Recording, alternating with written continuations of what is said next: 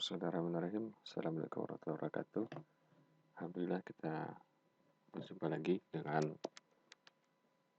mata perkuliahan sistem dan metode perancangan mekanik. Berikut kita akan membahas tentang metode perancangan VDI 2221 setelah di minggu-minggu kemarin kita membahas tentang QFD ya, Quality Function Deployment. Nah, pada video ini kita akan menghasilkan suatu konsep rancangan. Jadi kalau pada saat di QFD kemarin kita mendapatkan suatu spesifikasi lah ya, spesifikasi awal, ide awal dari suatu alat ataupun produk, di mana di sana kita bisa bisa mendapatkan keinginan kebutuhan dari customer itu apa saja, lalu kita transferkan ke dalam house of quality. Di sini ada spesifikasi dan di sana juga ada kompetitor-kompetitor kita yang telah mengeluarkan produk-produk yang mungkin sama atau mirip. Nah, dari house of quality itu kita bisa mendapatkan hasil bahwa produk yang harus kita kembang itu kira-kira seperti apa dan bagaimana posisinya terhadap kompetitor-kompetitor lain, apakah masih di bawah ataukah sudah bagus atau lebih tinggi, atau memang sengaja akan di-set lebih rendah daripada kompetitor kita. Nah, itu tergantung dari tinjauan dari manajemennya. Nah, jadi pada perancangan berikut ini yang VDI 2221 ini kita sudah akan bisa menghasilkan suatu bentuk purna rupa ya, prototipe-nya. Jadi di sini kita ada beberapa terms. Satunya adalah forms follow functions. That we must first understand the function of a device before we design it forms. Jadi sebelum kita mulai melakukan perancangan atau merancang bentuk dari suatu alat yang akan kita buat itu, tentunya dan pastinya kita harus tahu dulu bagaimana fungsinya. Kalau tidak mengerti fungsinya, bagaimana kita akan bisa merancang sesuatu alat tersebut. Nah, jadi di sini untuk mengawali itu akan hadir sebuah konsep rancangan. Nah, konsep rancangan itu sendiri adalah suatu ide yang telah dikembangkan dengan baik, dengan cukup untuk mengevaluasi prinsip-prinsip fisik yang mengatur perilaku dari alat tersebut. Bagaimanapun bentuk konsep tersebut presentasikan, dimunculkan, poin pentingnya adalah harus ada detail yang cukup untuk dikembangkan sehingga functionality atau fungsi dari ide yang kita hadirkan tersebut bisa diyakini akan tercapai dengan baik. Jadi boleh saja dalam bentuk narasi, dalam bentuk sketsa, tapi harus cukup untuk menggambarkan fungsi dari alat tersebut. Nah, konsep ini dalam dunia industri, pengembangan hanya konsep ini akan memakan waktu sebanyak 15% dari seluruh total aktivitas perencanaan. Pada dasarnya, tugas utama seorang sarjana teknik mesin adalah menerapkan ilmu pengetahuan untuk memperoleh suatu solusi bagi masalah teknik. Kemudian mengembangkan solusi tersebut menjadi sesuatu yang optimal untuk mengatasi kendala-kendala, baik itu materi, teknologi, dan ekonomi. Ini saya dapatkan dari dosen saya waktu kuliah dulu di Mercu Buana, Bapak Ruli Netranta, dan materi ini adalah salah satu materi yang beliau berikan pada saat perkuliahan dahulu. Proses mendesain produk adalah salah satu cabang dari engineering yang banyak memberikan manfaat dan menyelesaikan kebutuhan akan produk untuk memenuhi keinginan dan kebutuhan dari customer. Perancangan sebuah produk berarti kita bisa menjabarkan ide yang dimiliki untuk menyelesaikan suatu masalah. Dan ide ini adalah otak dari pekerjaan merancang. Setelah didapatkan ide, berikutnya adalah metode apa yang akan kita pakai untuk mewujudkan ide tersebut. Sehingga menghasilkan menghasilkan sebuah karya yang real dan dapat dipertanggungjawabkan secara ilmiah. Nah, kata kuncinya sih ini, dapat dipertanggungjawabkan secara ilmiah.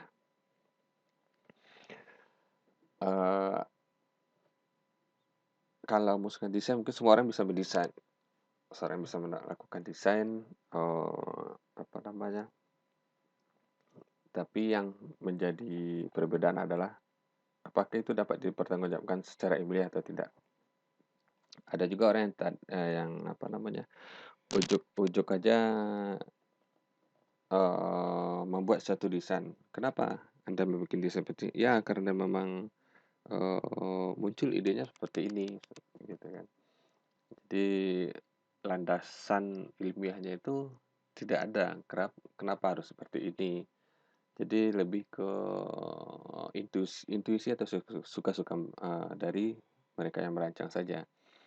Jadi apabila hasil seperti itu terjadi, hasilnya bisa baik, bisa tidak, bisa bagus, bisa tidak. Nah, untuk mengatasi hal tersebut, makanya para insinyur dari Jerman membuat suatu metode yang dikenal dengan PDI 2111, yaitu pendekatan sistematik terhadap desain untuk sistem teknik dan produk teknik.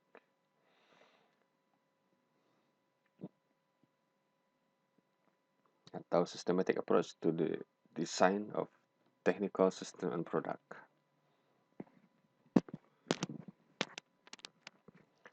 Metode.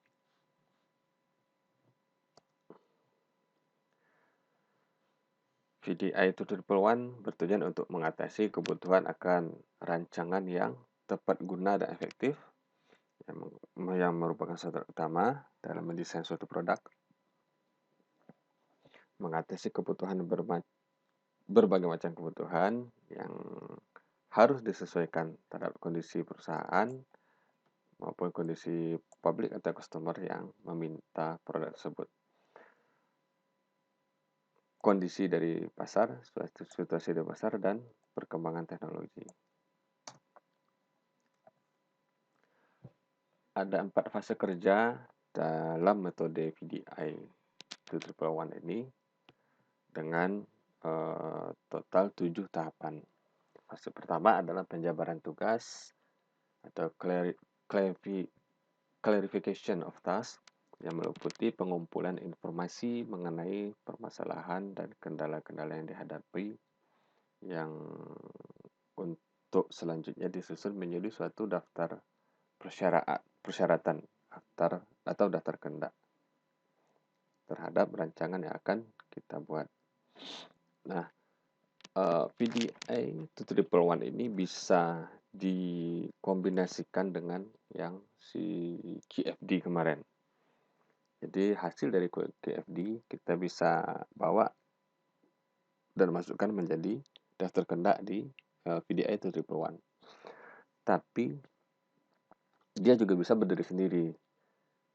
Nah, jadi tapi mungkin bedanya itu adalah kalau di QFD kita lebih detail dan lebih komprehensif, di mana kita tidak hanya mengambil poin-poin keinginan customer itu dari customer saja, tapi juga kita mengkombinasikan dengan kompetitor kita, sehingga hasil daripada itu akan lebih bagus lah ya. Nah, dan itu hasil dari QFD itu bisa dimasukkan ke penyebaran tugas ini. Setelah itu masuk ke fase penentuan konsep rancangan dengan 3 langkah kerja, yaitu penyusunan fungsi dan struktur fungsi dari alat dan komponen-komponennya, penentuan prinsip solusi beserta strukturnya, dan penguraian prinsip solusi tersebut menjadi varian-varian yang dapat direalisasikan. Terus dilanjutkan dengan perancangan wujud, yaitu menguraikan rancangan ke dalam modul-modul yang bisa diikuti oleh desain awal dan bisa jadi. Dan terakhir adalah fase perancangan rinci. Jadi gambarnya itu sudah tersusun dengan baik dan detail, komponennya, spesifikasi bahannya, toleransi semua sudah sangat lengkap. Nah, ini sudah hasil akhir ini, perancangan detail ini sudah bisa diberikan ke shop floor, ke bengkel atau ke workshop untuk mulai dibuat prototipe-nya. Kita masuk kepada yang pertama, yaitu penjabaran tugas atau clarification of task. Pertama dilakukan perumusan dan daftar persyaratan yang disesuaikan dengan kondak konsumen dan perancang. Informasi yang akan menjadi acuan adalah pengumpulan informasi yang berhubungan dengan perencanaan, memeriksa tindak-tindak lain yang dapat menunjang pekerjaan, dan merupakan tugas yang dihadapi sehingga sesuai dengan kacamata customer. Hasil yang diperoleh nanti adalah daftar kehendak atau requirement list. Dasar kehendak ini merupakan dokumen penting karena merupakan dasar dalam melaksanakan langkah kerja lainnya, sehingga harus teratur dan sistematik. Untuk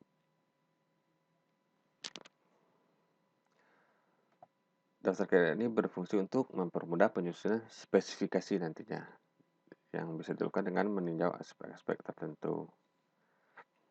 Dan dari aspek-aspek tersebut dapat diuraikan syarat-syarat yang bersangkutan. Contoh dari dasar kehendak adalah misalnya satu alat itu ada mempunyai berat tidak lebih dari 800 kg, dimensinya tidak lebih dari 1 meter ke 1,5 meter, bisa diangkat dari atas bawah, bisa diangkat dari bawah, material sudah disertifikasi, perakitan mudah dipindahkan, mudah dibongkar-bongkar, mampu menahan getaran, penyanggaannya ada suatu penyangga dan penyangga bisa dipindah-pindahkan. Semua adalah apa saja yang dikehendaki oleh customer. Kita tulis di daftar kehendak ini.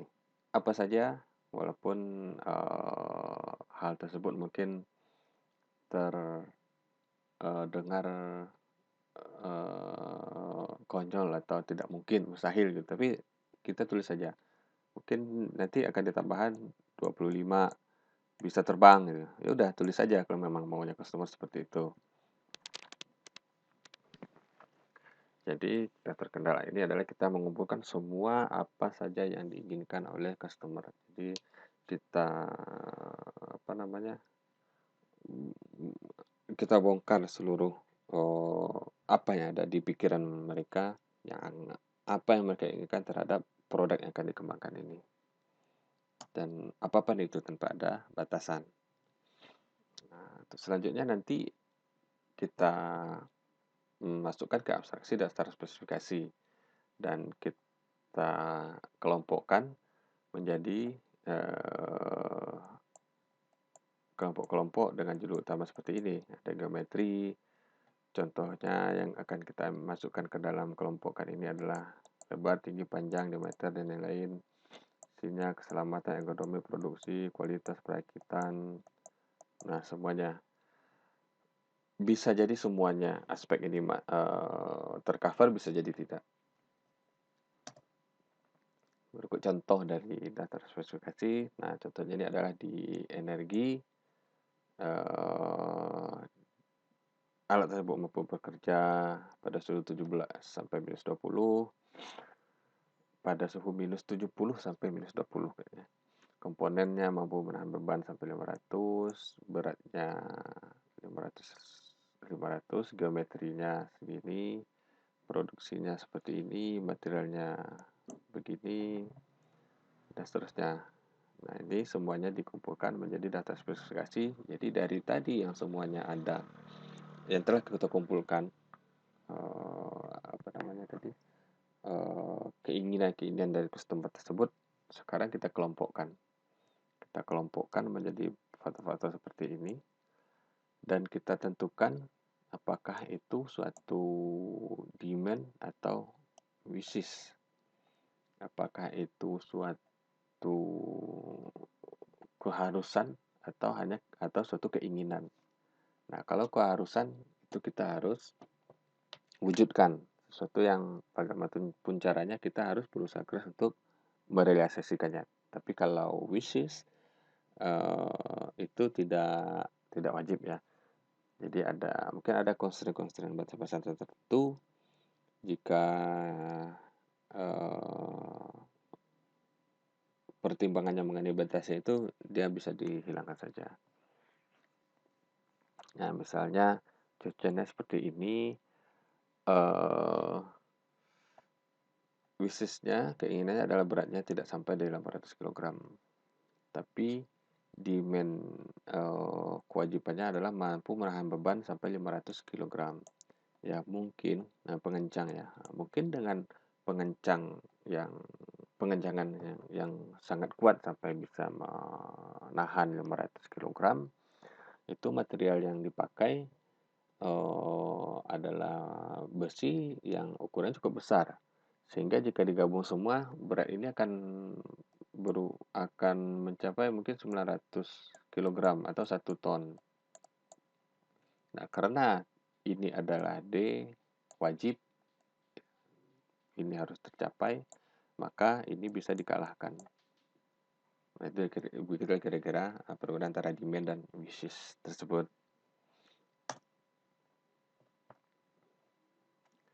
Nah, ini abstraksinya. Setelah spesifikasi diperoleh, dilakukan langkah abstraksi dan formulasi.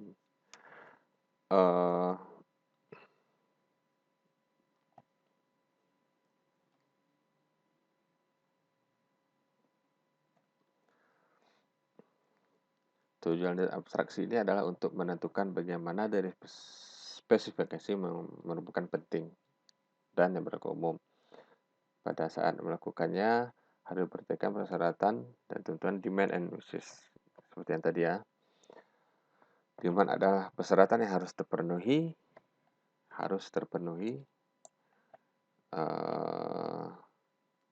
Jika tidak terpenuhi, maka akan dianggap gagal.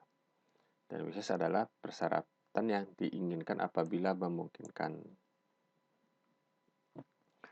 Nah, contohnya di sini adalah biaya yang tinggi ya. Apabila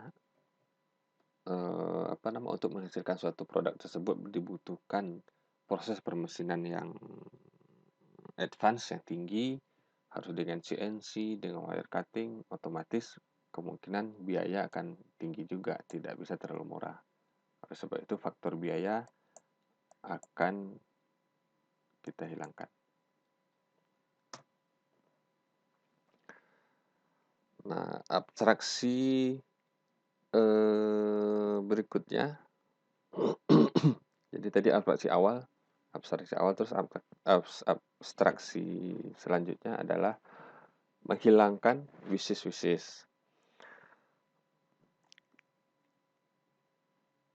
Terus demand yang tidak terlalu berpengaruh besar terhadap fungsi itu juga akan dibuang. Besaran-besaran kualitatif diganti menjadi kuantitatif. Nah, seperti ini wishes, beberapa wishes kita buang dan beberapa wishes kita pertahankan untuk karena ini ada kemungkinan ada kebutuhan kita di sini untuk sebisa mungkin mengabulkannya atau mewujudkannya, atau setidak mungkin jangan sampai terlalu jauh dari ukuran ini.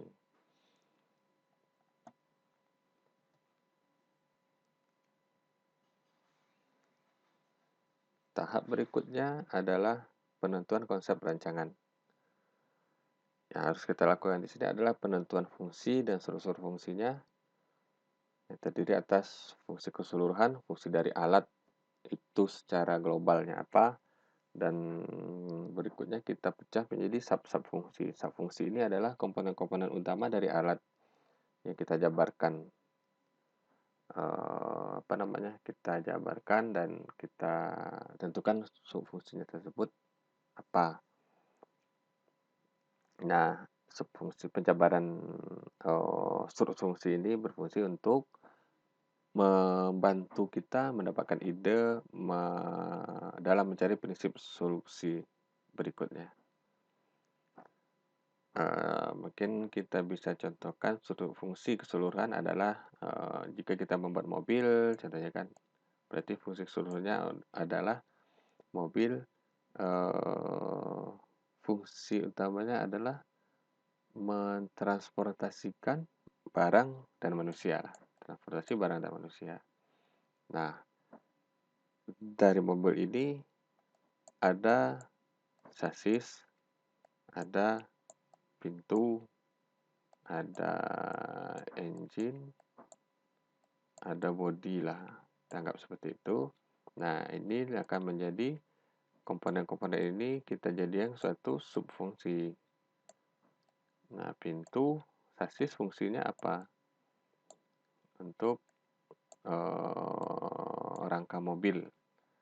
Terus pintu fungsinya tak untuk melindungi, engine fungsinya tak untuk sumber daya untuk menggerakkannya, body fungsinya apa? Untuk melindungi dan memperindah mobil misalnya ya. Nah, dari sini kita akan bisa temukan kira-kira solusinya itu seperti apa, desainnya seperti apa. Dan kalau misalnya dirasa masih terlalu besar, bisa dipecahkan lagi menjadi sub-sub fungsi yang lainnya.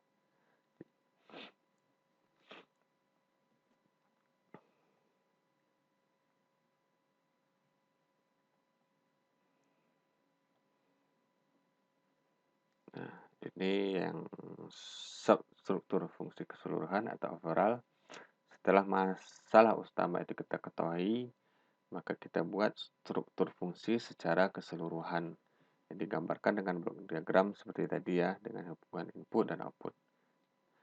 Input dan output itu akan berubah berupa aliran energi, material atau sinyal. Jadi ini di sini ada input, ini ada output. Outputnya adalah satu energi in, energi out, material in, material out, sinyal in, sinyal out, atau information in, information out. Nah, subfungsi adalah apabila fungsi keseluruhan ini masih terlalu rumit. Nah, jadi untuk dipecah-pecah lagi, seperti yang sudah dijelaskan tadi sebelum ini. Fungsi ini akan memberitahu apa yang harus dilakukan oleh produk.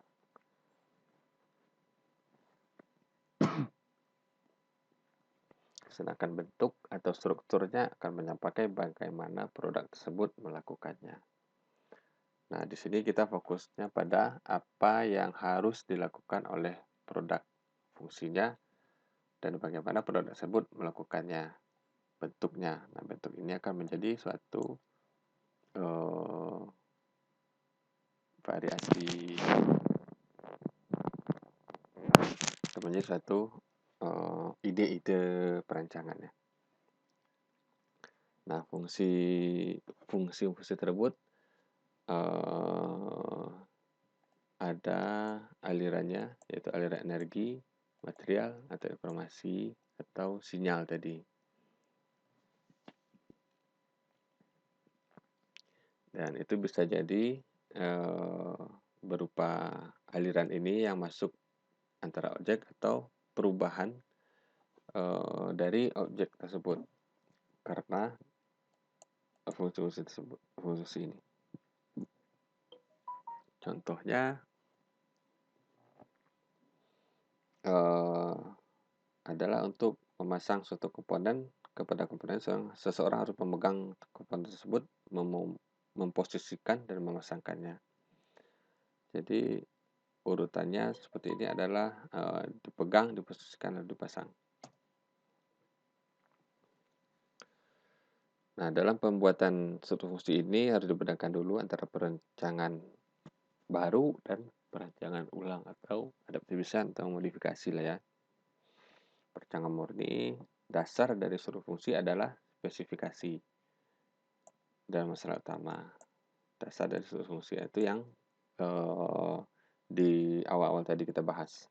Sedangkan perancangan ulang langsung ke struktur fungsinya yang kita analisa dulu. Sehingga kemungkinan akan memberikan ide-ide baru dari pengembangan variasi solusinya.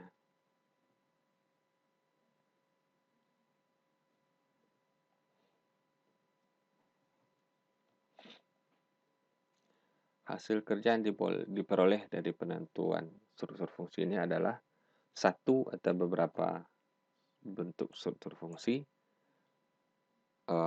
Harusnya bisa beberapa ya, tapi kalau benar-benar sederhana, sangat sederhana ya mungkin bisa satu saja.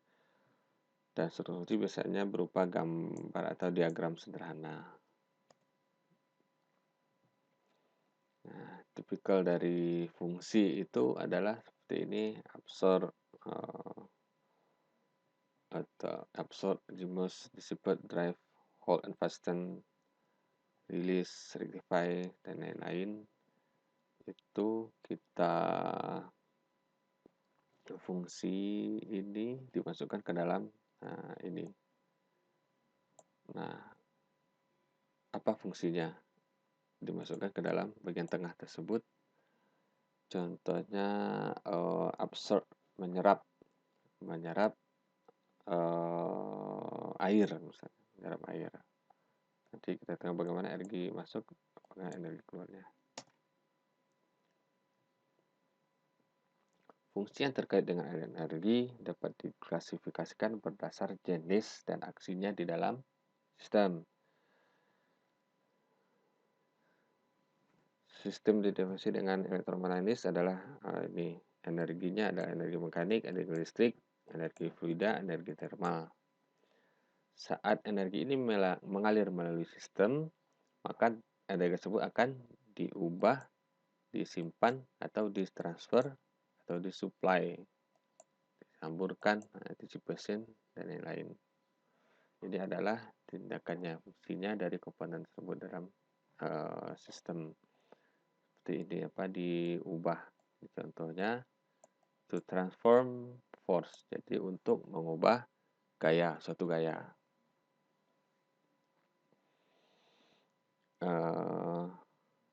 Berubah suatu gaya apa yang dirubah? Inputnya adalah gaya grip, gaya cengkraman, dirubah menjadi apa? Menjadi suatu gaya clamping. Nah, ini energi energi in-nya. Energi in-nya adalah gaya cengkram, energi out-nya adalah gaya clamping. Contoh ini adalah one-handed bar clamp. Jadi untuk mengclamping suatu barang dengan alat tang clamp yang kita cekam dengan melalui tangan.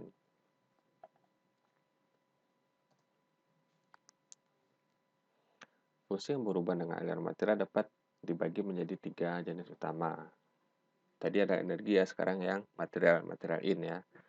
Pertama adalah aliran proses konservasi, yaitu bahan dimana sih untuk bahan ini dirubah posisinya atau dirubah bentuknya. Biasanya adalah angkat, mengangkat, menahan, mendukung, memindahkan, memutar, memandu, dan lain-lain. Alur aliran divergen, yaitu membagi material menjadi 2 atau lebih. Contohnya adalah membongkar, memisahkan. Aliran divergen, selanjutnya ada align converger, yaitu menggabungkan beberapa material menjadi satu. Contohnya aja lah memasang, menginstal lah ya, instalasi dan tersebut. Nah, fungsi yang berhubungan dengan arus informasi dapat berbentuk mekanis, sinyal listrik, atau software. Secara umum digunakan sebagai bagian dari sistem kontrol otomatis atau bagaimana agar alat ini bisa berinteraksi dengan operator yang notabene adalah manusia. Misalnya, jika Anda memasang komponen dengan skrup, maka setelah mengencangkan skrupnya, Anda akan menggoyang-goyang komponen tersebut untuk mencek apa itu benar-benar sudah terpasang dengan baik dan kuat atau tidak. Nah, secara efektif Anda kemudiannya ini udah terpasang apa belum ya, tekan, dan tes sederhana tersebut yang menggoyang-goyang tersebut sudah menegaskan hal tersebut. Nah, ini adalah suatu jenis yang umum. Nah, pada perangkat lunak dimodifikasi informasi mengalir melalui sirkuit elektronik atau chip. Nah, dengan demikian sinyal listrik mengirim informasi ke chip dan ke perangkat lunak atau mengubah informasi. Nah, contohnya untuk yang cara mekanis ini adalah kunci torsi atau torque kunci torsi yang apabila kita pakai untuk mengencangkan baut dengan torsi yang kita inginkan, yang akan kita setel dulu kan torsinya berapa, terus baru kita kencangkan. Maka setelah torsi tersebut tercapai, dia akan loss ya, atau dia akan bunyikan ratchetnya, akan bunyikan bunyi seperti itu, sehingga walaupun kunci tersebut tetap kita putar, dia tidak lagi melakukan pengencangan. Nah, jadi dari situ si alat memberikan informasi kepada kita pengguna bahwa ini sudah kencang, sudah cukup, udah hentikan usaha Anda gitu ya. Nah, tapi kalau misalnya yang manual tentu yang tanpa torsi ya, dengan kunci pas biasa. Nah, kita akan mengencangkannya sekuat tenaga kan. Sampai rasanya kita tidak sanggup lagi. Nah, itu barulah dikirimkan informasi dari kunci tersebut, ini udah kencang, Anda tidak sanggup lagi gitu. Nah, untuk yang dengan perangkat lunak, nah itu bisa juga dengan sinyal, contohnya pengukur tekanan ban yang digital ya. Jadi kita masukkan set ke dalam ban, pressure-nya berapa, nanti akan diolah oleh chip dan ditampilkan di display layar yang kecil itu ya, 32 bar, 32 psi. Nah, itulah macam-macam bentuk sinyal atau informasi yang dimasukkan yang dikeluarkan oleh melalui alat atau rancangan kita.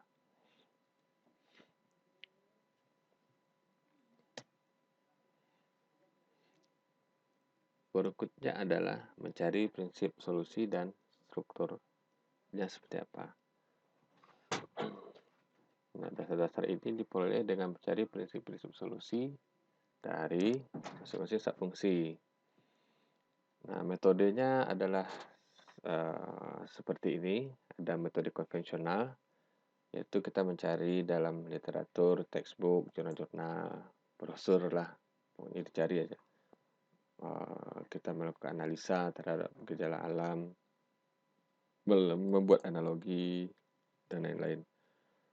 Selanjutnya ada metode intuitif, yaitu biasanya berdasarkan kepada pengalaman. Nah,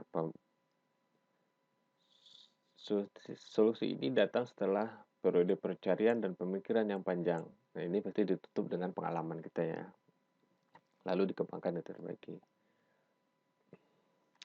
Salah satu caranya adalah dengan banyak melakukan diskusi dengan orang lain.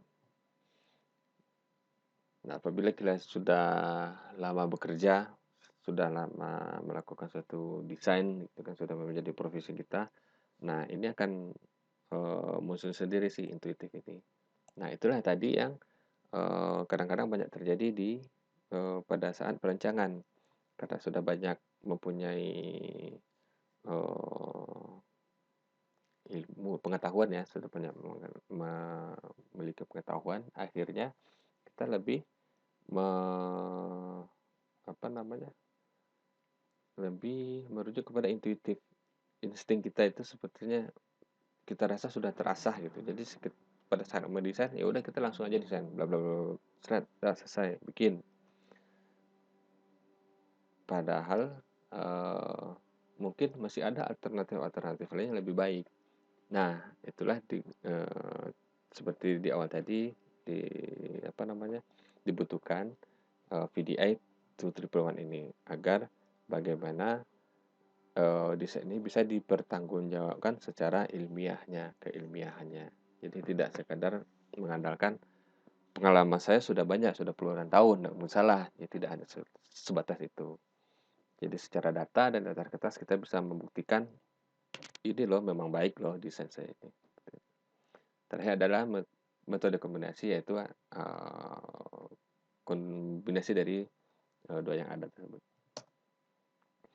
Nah, begini kira-kira bentuk dari prinsip-prinsip solusi. Jadi tadi pada saat penyusunan struktur fungsi itu kan kita pecah-pecah struktur fungsi keseluruhan jadi alat itu kira-kira seperti apa. Terus kita pecah dari komponen-komponen intinya itu apa. Nah, komponen-komponen inti tersebut menjadi subfungsi ya, subfungsi. Nah, terus kita masukkan ke dalam tabel ini. Ini dia adalah komponen-komponen utama tersebut. Nah, dalam contoh ini ada struktur, ada pad eye, ada top frame. Nah, persyaratan ini kita cek lagi ke permintaan dari customer tadi. Jadi daftar spesifikasi kita cek lagi. Terus fungsi bagiannya apa? Ini kita dapatkan di tadi yang struktur fungsi, kita masukkan, tuliskan ke sini. Nah, dari situ kita akan menemukan varian 1 kira-kira seperti apa, 2, 3, 4, idenya seperti apa. Ini bisa dilakukan sendiri atau bisa dilakukan dengan tim desainer ya. Jadi mungkin desainer satu akan memberikan ide kayak seperti deh, pakai square tube. Desainer yang lain dengan pipa aja. Ada juga yang memberikan ide dengan yang solid gitu kan. Nah, atau ya bisa juga dengan kalau kita bekerja sendiri bisa dengan ide-ide tersebut. Tapi kalau kita tidak membuat hal seperti ini, ada kemungkinan kita akan terfokus dengan satu ide saja gitu. Jadi kita tidak kurang terstimulasi untuk mengembangkan ide-ide kita. Nah, maksudnya dengan adanya hal seperti ini, kita tuh jadi terpacu dan terpicu untuk mengeluarkan ide-ide tersebut. Kan? Nah, jadi ini ada varian 1, 2, 3, 4. Nah, mungkin dalam beberapa komponen kita tidak terlalu bisa banyak ya, cuma ada 2 alternatif ya, is okay ya. Nah, inilah yang akan kita buatkan. Nah, di sini contoh sih memang dengan software 3D ya, dengan SolidWorks saya buat, tapi tidak harus seperti ini. Dengan sketch tangan pun cukup, sketch tangan pun boleh, gitu kan. Tidak ada masalah. Berikut setelah variasi konsep varian didapatkan,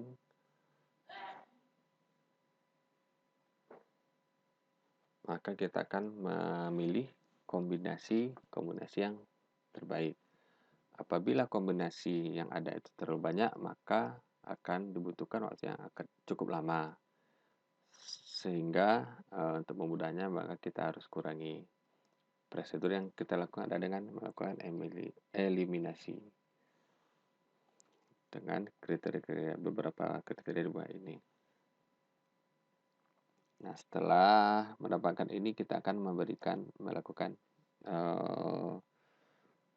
pemilihan variasi struktur fungsi. Kita masukkan ke dalam tabel ini. Tabel pemilihan variasi struktur fungsi. Kriteria pemilihannya ini kita pilih, tidak kita pilih. Ini kurang informasi, ini periksa spesifikasinya. Keputusannya seperti ini, solusi ya keputusan dari rancangan nilai ya. Oke, varian prinsip solusi. Nah, ini yang tadi A1, A2, A3, A4, B1, B2, C1, C2. Pada ini A1 adalah komponen A variasi 1, A2 C, komponen C variasi 1, komponen C variasi 2, C1, C2. Nah, ini tadi ya A1, A2, 1, B2, C1, C2. Disesuaikan dengan kriteria pemilihannya, kriteria fungsinya. Kriteria 1 adalah kesesuaian dengan fungsi keseluruhan. Seterusnya adalah kesesuaian dengan daftar kehendak. Apakah dapat diwujudkan atau tidak, biaya produksinya masih oke atau tidak, pengetahuan tentang konsep ini memadai atau tidak, sesuai dengan kita sampaikan atau tidak, keamanannya oke atau tidak. Nah, contohnya di sini ini plus semua berarti oke bagus semua. Penjelasannya kenapa ini kita memutuskan plus semua, karena memang dia itu kuat, ringan, aman, dan manufakturnya juga mudah. Nah, contoh yang nomor ketiga, itu ada minus di sesuai daftar kehendak, dan tidak terlalu sesuai dengan daftar kehendak, tidak sesuai dengan kehendak perancang misalnya. Ada minus. Kenapa itu minus? Karena itu berat tapi manufakturnya mudah.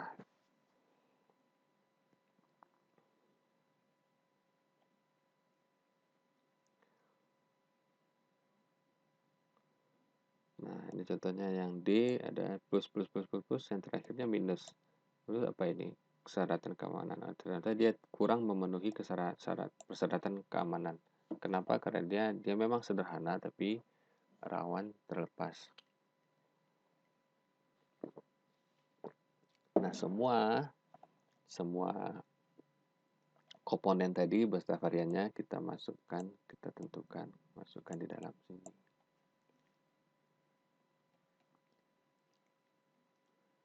Nah, berikutnya langkah yang kita lakukan adalah membuat varian konsep.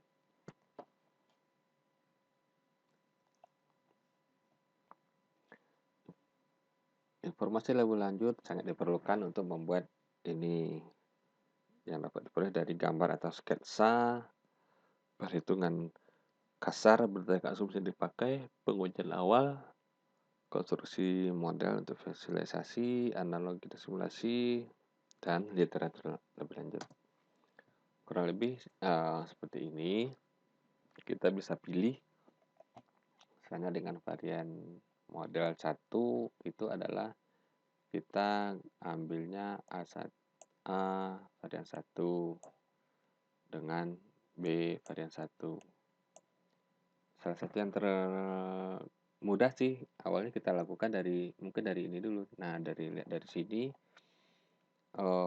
varian mana yang dia nilainya plus semua, semuanya semua plus, mungkin itu bisa kita jadikan dulu varian awal. Bisa jadi itu akan menjadi yang terbaik, tapi belum tentu juga akan menjadi yang paling baik ya. Nah, ini jalurnya cobanya seperti ini, nanti akan menghasilkan komponen seperti ini.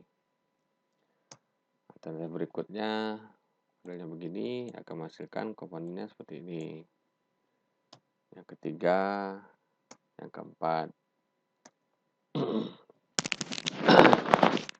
Nah, karena ada banyak variasi, berarti kita harus evaluasi dong. Ya berapa namanya, mana yang akan kita pilih gitu. Tidak mungkin juga semuanya akan kita buat.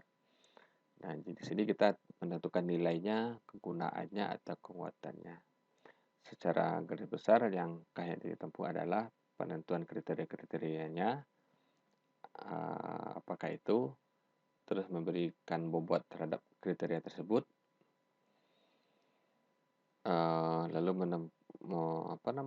menentukan parameter dari kriteria yang akan dievaluasi, lalu memasukkan nilai-nilai parameter. Jadinya seperti ini. Kita masukkan ke tabel tersebut. Ini adalah kriteria evaluasi. Nah, kriteria evaluasinya ada 10. Keamanannya dari segi keamanan, dari segi penampilan, dari segi assembly, dari segi jumlah komponen, dari segi tingkat kerumitannya, purchasingnya seperti apa, pembeliannya gampang atau tidak, banyak di pasaran atau tidak, simplicity, mudah, maintenance-nya mudah, toleransinya seperti apa, komponennya mudah dibuat atau tidak.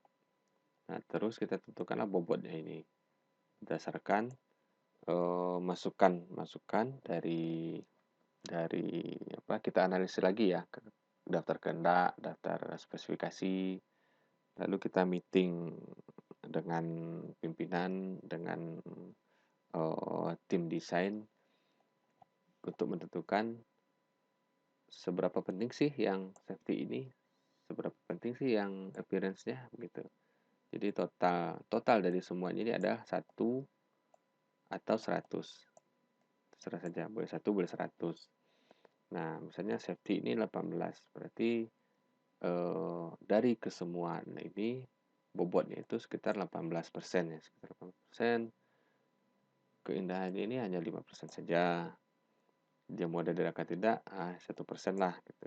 Jadi mungkin karena ini barangnya tidak barang yang produksinya tidak tinggi, dan mungkin maintenance-nya itu tidak terlalu sulit, sehingga tidak terlalu penting juga harus gampang dirakit atau bagaimana gitu ya. Jadi dia tidak menjadi sesuatu yang utama. Nah, yang utama itu di sini adalah 18 adalah safety. Jadi dia benar-benar harus safety. Nah, setelah itu kena bobot ditentukan, nah nilai ini akan fix di 4 varian. Ini kan untuk varian 1, ini varian 2, nanti juga varian 3 dan 4. Nah, intinya WI-nya ini tetap sama tidak ada perubahan.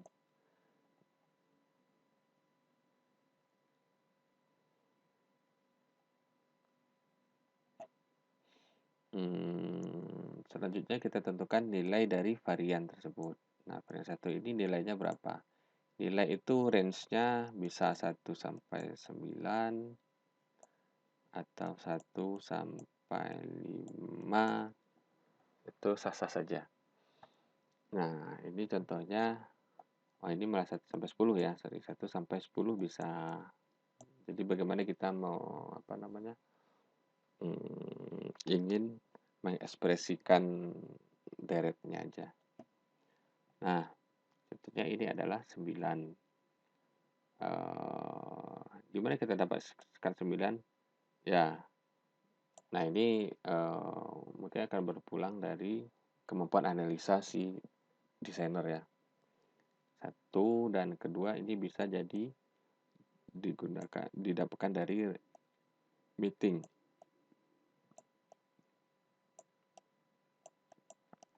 Rapat para desainer tim.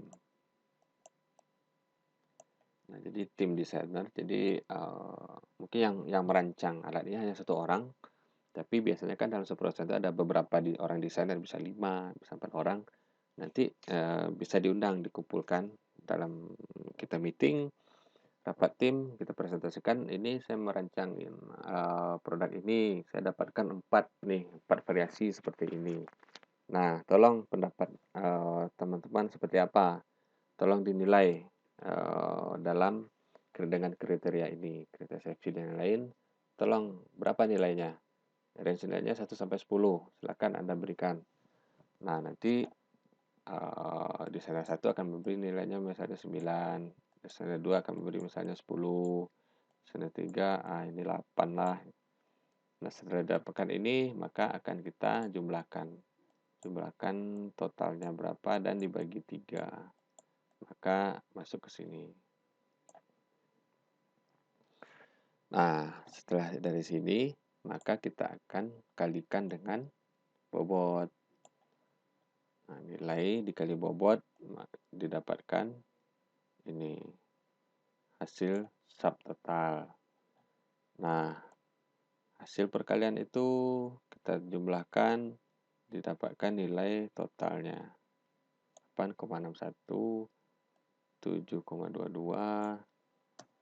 Ini varian 3 dapat nilai 7,38, varian 3 dapat nilai 6,74.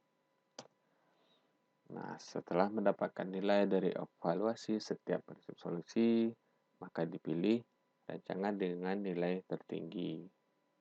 Varian 1 8,6, 2 7,2, 3 7,38, 4 6,78. Sehingga bisa ditarik kesimpulan adalah varian nomor 1 merupakan hasil rancangan yang terbaik. Nah, dari sini adalah, jadi dengan ini kita bisa menarik kesimpulan secara ilmiah gitu kan. Jadi apabila nanti kita ditanya pada saat kita presentasi ke customer, atau dalam hal ini Anda mahasiswa nanti presentasi tugas akhir, kenapa Anda buat dalam alat ini? Kenapa seperti ini bentuknya? Kenapa bulat? Kenapa tidak kotak? Kenapa tidak segi tujuh? Gitu kan. Nah, itu bisa Anda jabarkan dari hasil step-step VDI ini.